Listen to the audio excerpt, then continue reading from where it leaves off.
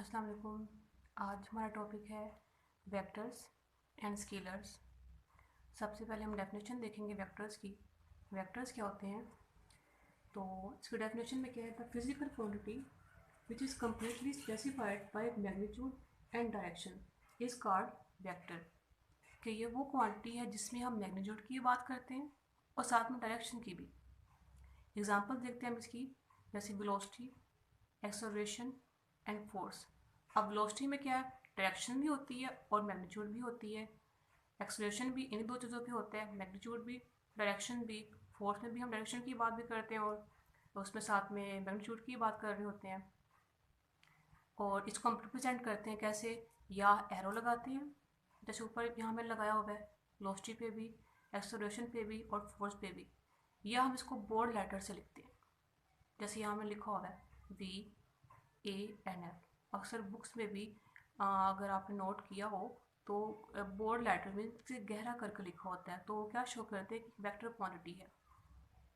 अब हम वेक्टर्स को समझने के लिए एग्जांपल कंसीडर करते हैं। लेट्स सपोज कोई बॉडी जिसका मैस m है। अब मैं उस पर कोई फोर्स अप्लाई कर रही हूँ। वो फोर्स 1 न्यूटन भी हो सकती है, 2 न्यूटन भी हो सकती है, 4 भी हो सकती है, अप टू सो जितनी हम मतलब जो भी हम फोर्स उस पर अप्लाई कर रहे हैं। लेट्स सपोज उस पर मैंने 1 न्यूटन की फोर्स अप्लाई की है। अब यहाँ पे 1 न्यूटन क्या है? उसकी हम मैग्नीट्यूड की बात कर रहे हैं, ठीक है? कि जो फोर्स अप्लाई की है वो हमने 1 न्यूटन अप्लाई की है और ये उसकी क्या हम एक्सप्लेन कर रहे हैं, मैग्नीट्यूड को। अब इस फोर्स के अप्लाई करने से बॉडी ने कहीं ना कहीं तो मूव करना है, या वो तो अपवर्ड मूव करेगी, या वो डाउनवर्ड मूव करेगी, या वो बैक फोर्थ, मतलब उसकी कोई ना कोई पोजीशन होगी, कोई ना कोई मूव ज़रूर करेगी। अब जो उसने अपनी डायरेक्शन चेंज की है, ठीक है, फोर्स को अप्लाई करने के बाद, तो हम क्या करेंगे? बॉडी को कहेंगे मूव कर रही है। तो मीन्स जो वेक्टर क्वांटिटीज होती हैं उसमें हम दो चीज़ों की बात करते हैं, नंबर 1 उसकी मैग्नीट्यूड की और नंबर 2 उसकी डायरेक्शन की। और फोर्स को अप्लाई करने के बाद बॉडी ने मूव तो करना ही है किसी न किसी डायरेक्शन में।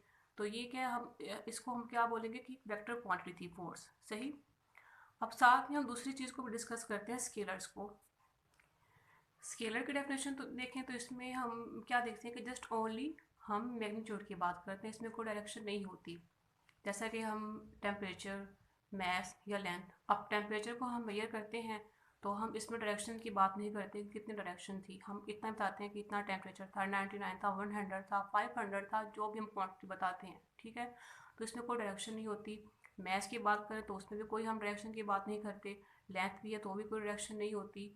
अब इसको समझने के लिए हम एग्जाम्पल देखते हैं। जैसे हम कोई चीज़ मेजर करते हैं, लेट्स सपोज अगर मैंने पेन को मेजर किया, इसकी लेंथ कितनी है, या पेज की कोई लेंथ फाइंड कर रही हूँ, तो जस्ट मैं उसकी मैग्नीट्यूड की बात करूँगी कि ये पेन इतना लंबा है या ये शीट इतनी लंबी है। अगर ये लाइन में देखूँ तो ये लाइन यहाँ से लेकर यहाँ तक कितनी बनती है? फॉर सपोज ये 1 मीटर बनती है, ठीक है। तो यहाँ पे जो 1 मीटर है क्या शो कर रहा है? इसकी लेंथ को, नॉट डायरेक्शन, ठीक है। तो स्केलर्स में क्या होता है? Only magnitude. और वेक्टर्स में क्या होता है? दो चीज़ें, डायरेक्शन भी होती है और साथ में उसका मैग्नीट्यूड भी होता है, ठीक। अब हम नेक्स्ट देखेंगे कोई से दो वेक्टर्स जिनको हम मल्टीपल कर रहे हैं, ठीक। अब मेरे पास दो वेक्टर्स हैं ए एंड बी। मैं इनको क्या किया, इनका क्रॉस प्रोडक्ट लिया है, vector A and vector B का। जब भी हम क्रॉस प्रोडक्ट लेते हैं कोई से दो वेक्टर्स का, तीन भी हो सकते हैं, तो क्या होता है? वेक्टर में क्रॉस प्रोडक्ट के बाद हमारे पास इक्वल के साइन के बाद क्या होता है? ए बी एक एंगल आता है। कौन सा? जब हम क्रॉस प्रोडक्ट की बात करते हैं दो वेक्टर्स की, तो हमारे पास इस क्रॉस की जगह एक एंगल आता है जिसको हम क्या बोलते हैं कि साइन थीटा आ गया, सही। A B sine theta. और साथ में एक यूनिट वेक्टर भी आता है। अब ये क्यों आया है? क्योंकि हम बात करते हैं वेक्टर्स की। जब भी हम बात कर रहे हैं वेक्टर्स की, तो हमारे पास एक यूनिट वेक्टर आता है जो इन दोनों वेक्टर्स के क्या होता है? परपेंडिकुलर होता है, ए और बी के। अब हम इसी को समझने के लिए, इस क्रॉस प्रोडक्ट को समझने के लिए कुछ एग्जांपल्स कंसिडर करते हैं। जैसे हमने पढ़ा था torque is equal to R cross F, ठीक है। एफ भी यहाँ पे हमारे पास की एक वेक्टर क्वांटिटी थी, आर भी क्या है? वेक्टर क्वांटिटी है। तो ये किसकी एग्जांपल बन गई हमारे पास? वेक्टर्स की, ठीक है। दूसरी एग्जांपल देख लें, angular momentum R cross P, फिर magnetic force F is equal to Q into B cross P. अब ये तीनों किसकी एग्जाम्पल हमारे पास हैं? वेक्टर्स की, ठीक। और अब अगर हम देखें स्केलर्स की बात करें तो वहाँ पे हमारे पास स्केलर प्रोडक्ट में क्या आ जाएगा? A dot B is equal to A B cos theta. जब भी हम डॉट को देखते हैं तो डॉट में क्या होता है कि हम यहाँ पर अगर डॉट का ये रिमूव करते हैं, मीन्स कि अब हमें इसका डॉट प्रोडक्ट लेना है, तो इसका जो एंगल इसका जो हमारे पास एंगल आएगा वो कॉस थीटा होगा, ठीक है। A dot B is equal to A B cos theta. अब इसी के कॉरस्पॉन्डिंग हम अगर इसकी एग्जांपल देखें तो work F into D power F dot B and electric flux is equal to E dot A, ठीक है।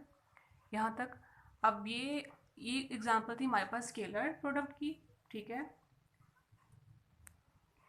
ये एग्जांपल थी हमारे पास स्केलर प्रोडक्ट की सब, और ये हमारे पास थी वेक्टर प्रोडक्ट की।